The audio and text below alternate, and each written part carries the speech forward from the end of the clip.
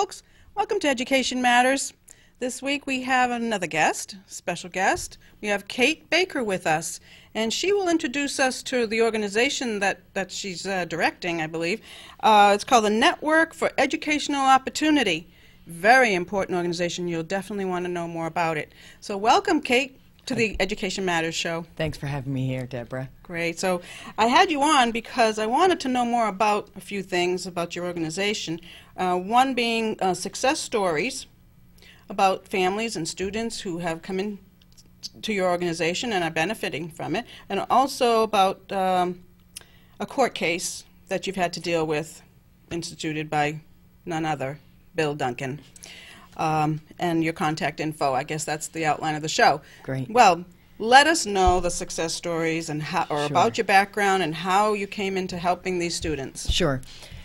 In 2012, actually, a piece of legislation passed that created an education tax credit for businesses in New Hampshire.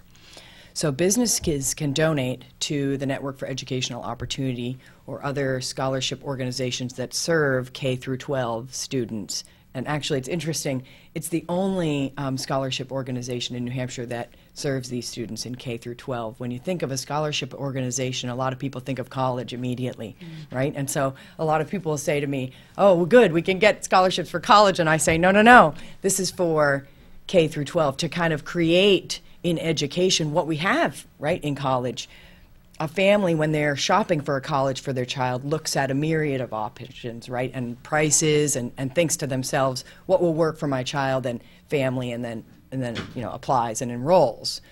This is working towards creating that same thing in K through 12, where a family can apply for a scholarship and actually go and look for the school that's the right fit for their child. Isn't that fun? Yes. So businesses can contribute to these scholarships for children. We target low-income families because they really have the least choice and options in education. For example, wealthy families can go out and basically purchase the education that they want for their families. But some of our lower-income families in this area are pretty much trapped by their zip code and into their assigned school, whether or not that school works for them. And so this gives a child like that, who would otherwise only have one choice, maybe to be able to now look and say, okay, well, there's the school over here, and they have this different philosophy on education. Maybe it's a Montessori school where they do hands-on learning, or a little Catholic school where they might have, maybe their rules are a little bit more strict, and that's what the family wants. The but structure, this right, really discipline. provides for them, the students and the parents, the opportunity to make those choices based on the child, which isn't that what education should be about, right? What works for each individual kid. I mean, I know you and I are different, right, Deborah, and so are children. And to say that a child should go to a particular school because of where they live, that's not very American. It's America, right? Where we want to give people opportunities. Great. And so by instead putting this piece of legislation in place, in fact, New Hampshire was saying we value education and we want to bring more money into education and more money in funding options that are the right fit for families. But it wouldn't exist without the businesses contributing. Correct, yes. And they can get an 85% credit against tax they would otherwise pay to the state, their BET and their BPT. And we are a nonprofit charity, like the Red Cross or any other organization that you might donate to. And so, of course, it's also federally tax deductible. So actually, individuals also make contributions for scholarships not just too. business. Businesses can make a contribution and take the tax credit, Right. and so it does make it so they can really leverage that donation. So, for example, a business donating $1,000 can take an $850 credit, and so it's cost them much less, if that makes sense. It's more like 10 cents on the dollar. It makes their donations go a lot further. Okay. And a private individual doing that, can they take it off their federal tax? Right. Sure. Whatever the rules apply for that. Sure. Yes. Oh, okay. Yeah, Great. yeah. And people have donated like that also. So how does a student qualify? Well, they apply online. We actually use an organization called FACS, an outside provider that collects their tax return information and their data so that, so that it's authentic. And then we provide the scholarships based on highest need. that's how we prioritize our awards. Probably not every scholarship organization will do that. Currently, we're the only fully operating scholarship organization using the education tax credit funds. So, you know, we provide them based on highest need, and that for us is lowest income. And as we grow, we hope maybe even to be able to reach more families. To apply, they need to be 300% of the poverty line or below, which actually is about half the population of New Hampshire. So we are prioritizing our awards to low-income children, but I would like to see us grow to the point where we could help some middle-income children as well. I mean, you know, earning $50,000 a year these days doesn't get you very far. No, and not so if I see the need as being an entire, very broad group of people. Do you have full scholarships, or are they a percentage of the tuition that a school is demanding? Yeah, it is usually the family paying a portion, us paying a portion, and the school providing some scholarship also. That makes it, the scholarships really just act as a bridge to be able to get the student the rest of the way there, who, of course, otherwise would never have any chance at all. Oh, wow. Yeah, right? So if you think about it, remember a lower income family, say you're earning $30,000 a year and you have a family of 4, I mean, paying private school tuition is a huge commitment, right, in that case. And so that's where we come in and on behalf of that child pay a large portion of their tuition to be able to attend a school that meets their needs. So we hear from a lot of families. It's interesting, it's been geographically diverse all over the state that we've been hearing from families looking for different or better or changing, you know, opportunities for their children. Particularly bullying is a big issue for people, and safety of their children. So I will hear from a lot of families who say, you know, we're in this school, the school's been doing the best they can to be able to protect my child from this circumstance, but it's just not, it's not enough. And so we really would like them to go to B school instead of A school. And then they could have a fresh start.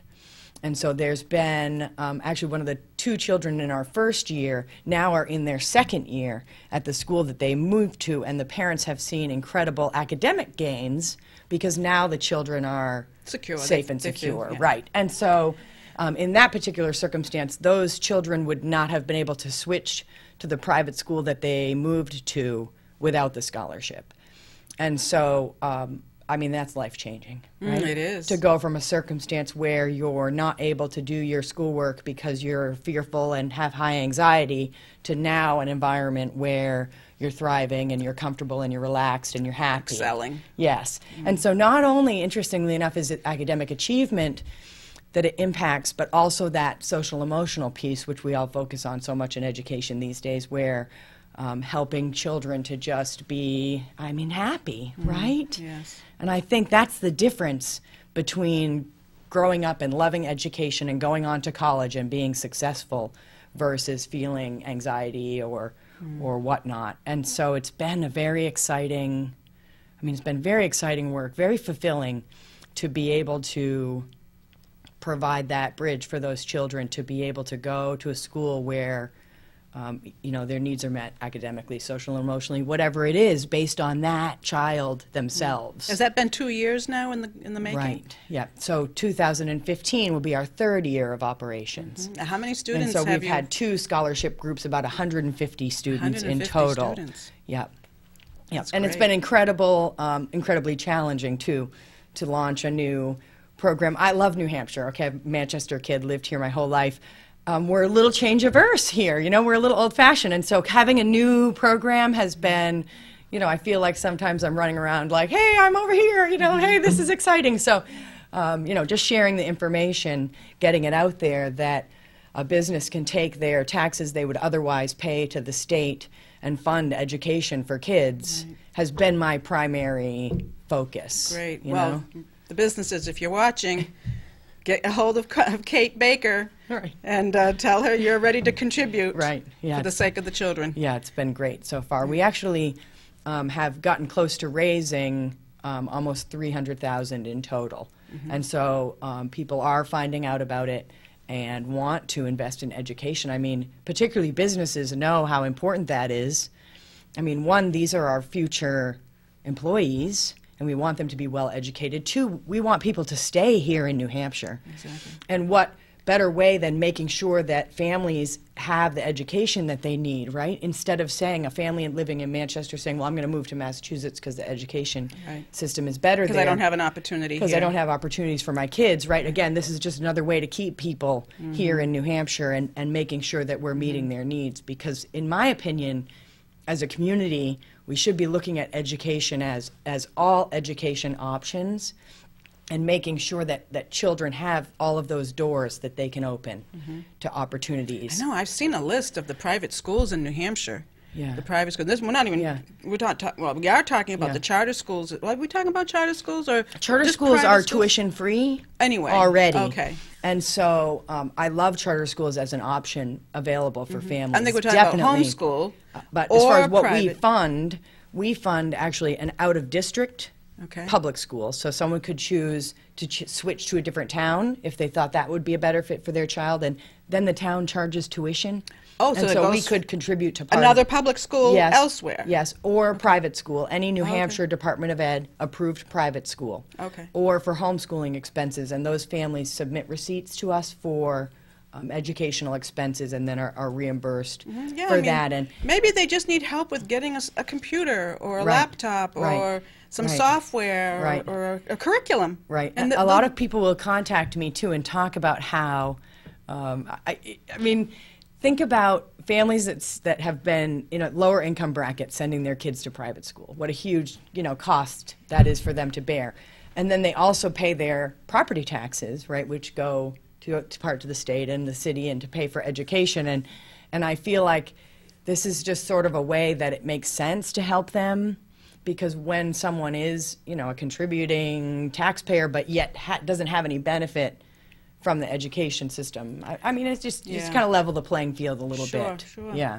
Exactly. Yeah. So 150 students are now getting scholarships in the program. Right. And it's not just 1 year. It can be 2 or 3 or however your there's some metrics in the education tax credit law, and that is one of them, that children can qualify because they qualified last year. Okay. And so for us that's really important because continuity. Well, yes, you wouldn't take a family who struggles financially and move them to a private school and only give them a scholarship for 1 year. Right. I mean, that would be cruel and unusual punishment, right? So it makes sense that once you've made a commitment to that child, that, we continue to serve them over the years to be able to have them be able to stay at that new education school that they've chosen. Or they could spend maybe elementary school at one place and maybe middle school at another place, or wherever it's best for that child. Right. You're not locked in. Well, and that's a real interesting piece of this, is that it, again, provides families who otherwise would be really trapped by their zip code in a school that may or may not meet their child's needs, to now be able to look for the school that's the right fit.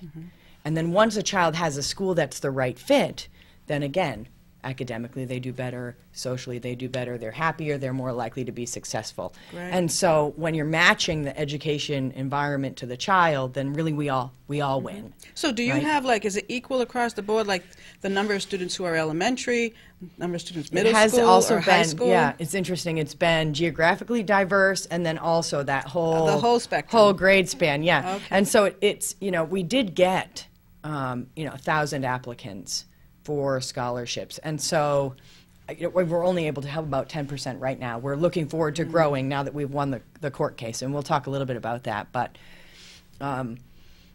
there's just so many people looking for help, looking for tuition support, looking for our phone. My coworker and I answer the telephone because we want to be able to help the families not only with scholarship funds, but also knowing what's out there, right? So a family might call and say, I have a child who has this autism and this thing. What schools would be a good fit? Oh, you got to know all that, too. Yes, yes. And so we end up doing the research. Yes, not only just awarding funds, but also really there's kind of a counseling piece to it also, where we just are happy to talk to a family who's finding themselves trapped and frustrated. All right. And talk about what exists. Do you want to give a website right now in Education case options. Sure. someone's... Our website is networkforeducation.org, and they can find our phone number there and our email there, and we love to talk to people about what kinds of education options are available in New Hampshire. Predominantly, we spend our time, talking to businesses, going to see them, and telling them how they can take the credit and make a donation, right? And how it's beneficial And it is how for it them. benefits, right? But we definitely, spend our time, it seems like double duty, talking to families and helping them to figure out, what does their child need and what could they do?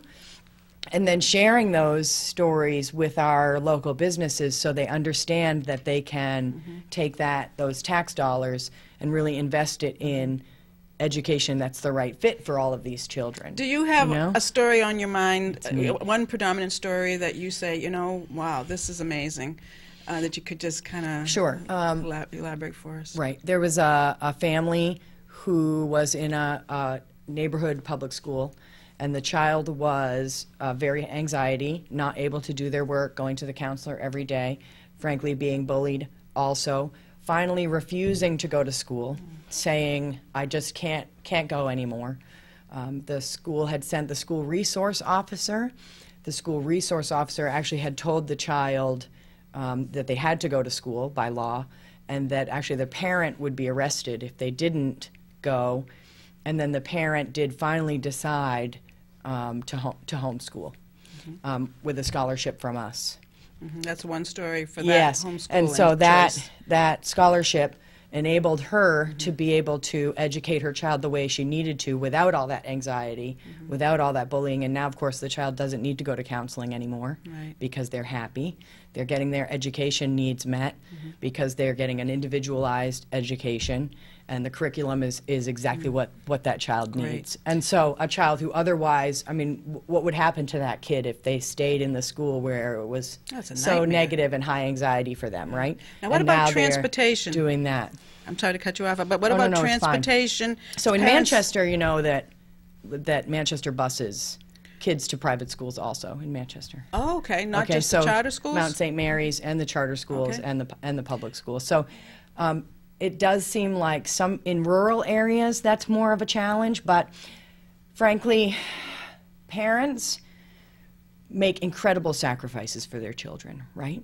And when they know that something is wrong and that needs to be fixed, and they know that by choosing this other school that's one town over, that it would make the difference in their child's life, they make it work. And I've seen people, even in very low income brackets with very limited resources, be ecstatic to have a scholarship and make it work. And so I would never want to have something like one challenge, like, okay, well, transportation, well, then should we not do it? Absolutely not, right? We should work to provide as much resources and options for kids as we can, and then help people to be able to get them, right? And so I try to not focus on one challenge. I mean scholarship dollars or transportation, or instead I'm just trying to open doors and make it so that at least a family can have some choices. They just need to get in touch with you. That's it. Yeah, networkforeducation.org. Isn't it fun? Exactly. It's so exciting. It's so exciting to be able to, education is such an important part of a person's life, particularly a child. They spend so much time in school.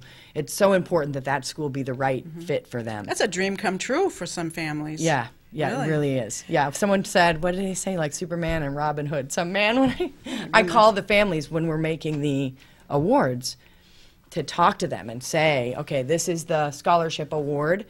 Again, low-income families, will that work for you? Will you be able to utilize this scholarship? And the people are just, that's my favorite part of the job. Exactly, huh? Right.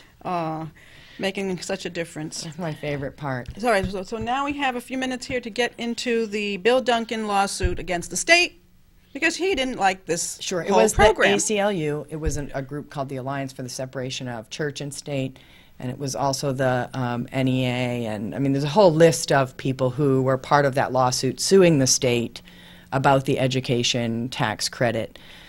scholarships, saying that their argument was that it was unconstitutional because a family could take the tuition dollars and use them, say, at a small religious school like Mount St. Mary's here in Manchester, right? Which, of course, we know families don't always choose for religious reasons, but that's a whole different argument. What the New Hampshire Supreme Court did say is that they had no standing to bring the case, meaning they threw the case out, which is exactly actually what the U.S. Supreme Court did. When a similar case went to the U.S. Supreme Court, they also said there was no standing and they threw the case out.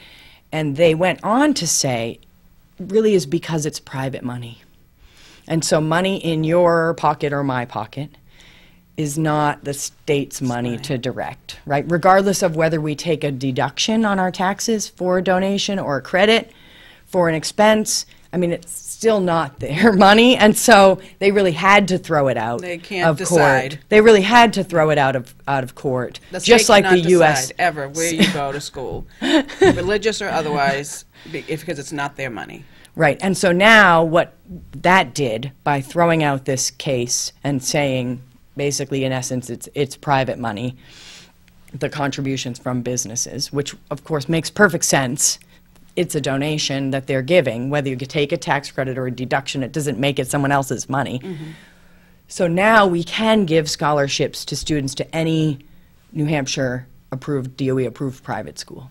And so that includes now a myriad of education options that we were limited before. Mm-hmm. We couldn't provide scholarships at those schools before, whereas now we can. Mm-hmm. And so I'm looking forward to hearing from a lot more families. Mm-hmm. You know, for example, if you think about just here in Manchester, the education options are, you know, some smaller Catholic schools and smaller Christian schools, and there might be families who want to make that choice for their child, and previously we couldn't assist them, and now we can. And so with our applicants, at 1,000 applicants before, even under that case, now we probably will see that double. Great, and I hope this show will go out to everyone and let you know that you can apply. That's right. You know, you at can networkforeducation.org. Right. Network. Okay. Yeah, and we put up our new application for 2015 in December. And so they'll see that. They can go to our website, actually, and right on the front page, sign up for our email list, and then when the application is available, they'll receive a message. Oh, so great. They'll know to go and apply. So that's coming up soon in December. Get your applications in. That's right. That's right. And we're spending our time now going to businesses and sharing this information with them that they really can impact children's lives right here in New Hampshire. If you have 2,000 applications, you're going to need a lot of money. Right. And so a business right here in New Hampshire can really impact these low-income children to help them to get the education that's right for them by just simply, you know, basically redirecting that tax payment they would otherwise send to DRA. Right. Yeah. Well, that's terrific news about the court case. Yeah. Because that's it makes good sense. I mean, it makes good sense.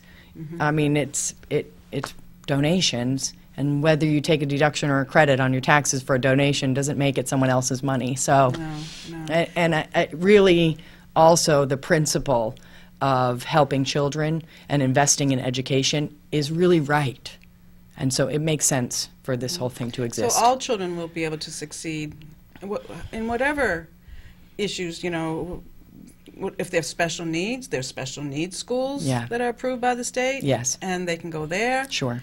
Even if it's a private organization or right. private school. So right. that's incredibly it's amazing. Great. I'm so happy. It's great. Thank you. Yeah, it's great work. We didn't get into in the beginning a little bit about your background. Oh, and, fine. Let us know what you've been doing with your life. With my life? Oh, you're so funny. I'm a Manchester kid. Yeah. Yeah. I grew up in Manchester. I worked on some charter schools, helping to create options for families. And this has really always just been something that's really close to my heart. I worked on the Gifted and Talented program a little bit. Tell me about that. In the Manchester School District. That was a really long time ago. Yes, but it doesn't exist anymore, does it? I'm not sure what they're doing with it now. So if parents, if the Gifted and Talented program is not in your school, and you have students who, you know, measure in that category, you know, and you want them to have the most opportunities, then come see Kate. Sure. Yes. Yeah. You know, because she might be able to find you a school that will, you know, be a better accommodate fit. your child a better fit. Yeah. Yeah. This is a subject that's really close to my heart. I think my own experiences with my children caused me to realize that there are just some kids that need a different fit in education, and when you go to look at those options, they're in some cases expensive. And so to be able to tell someone there's an option, they also need help to be able to get there, to be able to choose that school for their child. And so over the years, so many people saying, you know, where can I go, what can I do? And like Kate said in the beginning, I mean, if the more money that comes in from the businesses to give them credits towards their business taxes, and the more resources that the organization has, they may be able to help more children. That's right. And maybe come up even into the middle class. That would be great to be able to do that. You know, because these schools are expensive. They can be. You know, I don't even want to Actually, say. the average cost of a private elementary school in New Hampshire is only $6,500. $6,500. $6,500. So maybe, But again, that's a lot. Yeah, depending on how that school can help on 1/3 of it. For an underprivileged child, that is a high dollar amount. Exactly. Yeah, and so the scholarships, again, perfect way to be able to put that kid in a school where the school will meet their needs, and they'll get individualized attention. And again, it's showing academic gains as well, in addition to the social and emotional gains, I think, which benefits all of us as a community to have children getting the education that's the right fit for them. Right. It's kind of a no-brainer, right? It eliminates problems in the classroom. It does. It does. If someone else if they leave and go to a place where it's meeting their needs, then they're not either disruptive or they're not, you know, being bullied, or there's just a lot of issues that are being alleviated. Yeah, I think when we get education closer to the parents and the teachers and the students, and really looking at what's the right fit for them, regardless of what we think is the right fit, right? They know what's the right fit. When we get closer to that, then education improves. That's really the way to improve it, is by empowering people to be able to, they know their children best, right? Yes, exactly. And then to be able to say, this is the right fit for my child. Great. And then the, you know,